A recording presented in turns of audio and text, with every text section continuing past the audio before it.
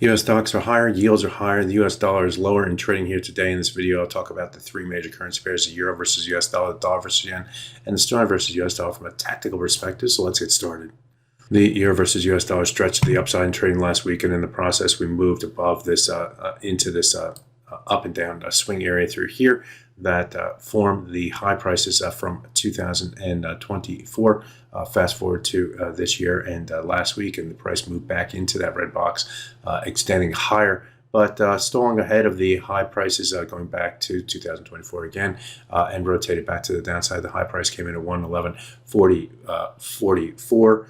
45, I should say, before rotating to the downside. This swing area in between did end up holding resistance right through here that gave the sellers to go ahead to push lower. And trading yesterday, we moved even lower, and that move to the downside did extend below this swing area through here, which was outlined as a key level. Why you can see the number of different times the market came either up to it or down to it, found either support or resistance against that level going back to this time right here, and then we did it again in this year's trading a few weeks ago, finding willing sellers here and here before moving to the downside and breaking to the upside. So this level was a key level, and we broke below. We should have sent the price lower. Also near that level was a 50% retracement of this last move to the upside right through here. So, but it didn't do it, and it didn't do it today as well.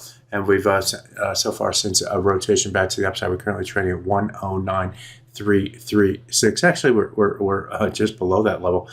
So we are trying to start the day with a move to the downside here, below the 50% below this swing area. So this is going to be our barometer for traders today: 109.36 to 109.54.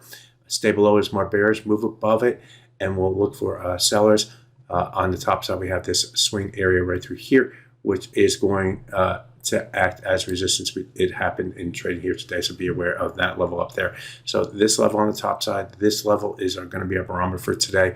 And if we move lower, then the 100 hour moving average or 100 bar moving average is going to come into play at 1.08679. Break below that level, and increases the bearish bias for the euro versus US dollar. Let's take a look at the dollar versus yen. Again, we'll focus on the 4-hour chart. And what I see off the 4-hour chart was down here. The market did find support buyers. Those support buyers came in against this swing area through here. Should have it in yellow. But what we saw here is a swing high, moved above it, moved below it, came back up to it, moved below it, and then broke to the upside, never returned until right here, where the market did find support buyers in trading last week. And trading yesterday, we moved higher. And in trading today, we're seeing a rotation step back to the downside and move to the upside. In trading yesterday, did it find resistance against this red line right through here? This red line was defined by some ups and downs through here before moving to the upside. The last thing it did was test this line. We moved forward, moving to the upside. So we'll fast forward, and we found support against it right here. Market moved higher, and then we broke below it here. Tried to use that level as resistance through here. You can see the number of times in there. Traded above and below through here as the market tried to figure out what it wanted to do. Finally broke above it here. It started using a support before moving to the upside. So breaking below that level was more bearish, and moving up to it and testing it was a test for the sellers to lean against, and they did, and we rotated back to the downside. So that's the story of the dollar versus yen. On the top side, we know that there's resistance at the 50% retracement. There's resistance at the 148.10.11 level. So this is going to be our area of resistance today and going forward. As long as the price can remain below that level, bias can the sellers can continue their move to the downside. We are now below the 38.2% retracement of this move to the downside, the most recent 2-week move lower, and that is more bearish below that level. Also, this swing area through here, where we had different swing highs and lows before the market moved higher, and then we returned back to it through here, and here and here. That is going to be a resistance level at 147.33. Finally, let's take a look at the sterling. Well, on the downside, I should say the next target comes in 146.53.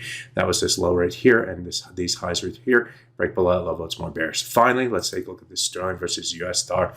And this currency pair also came down to a red line, a more important swing area, and you can see the importance of it if you go back to here. We traded above and below it here, but then tried to use a ceiling right here, broke above it, tried to use it as a floor through here. You can see the battle going on between the buyers and sellers through this up and down period right through here before moving to the downside. We returned back to that area right through here and found willing sellers like you do. But the selling on this move to the downside was limited, and we finally broke to the upside and didn't return to it until trading yesterday, where the price came back down toward it. We actually broke below it at 127.187. Nevertheless, we'll keep that level in mind, and we can see how the market did right here. In the low price today, came right back down to that 127.18 level and found support buyers before moving back to the upside. On the top side, the key level is a 200-day moving average. That 200-day moving average traded above and below it here before breaking to the upside and not returning to it until yesterday, where the market broke below that level, turning the bias more to the downside. And as you can see in trading here today, the price did try to move up higher and tried to test that level, but fell short of it and rotated back to the downside. We're now back higher. Looking toward that level. It's season in sight, but it's got to get above it to increase the bullish buy. So keep that level in mind. 128.127 is where the 200-day moving average comes in. That's going to be our resistance in trading here today and going forward. This is our support down here at 127.187. In between sits a 38.2% retracement. It hasn't really done that much. We've traded above and below it in trading here today. So there you have it. A look at three of the major currency pairs to kickstart your trading day. My name is Greg Michalowski. Good fortune with your trading. Bye-bye now.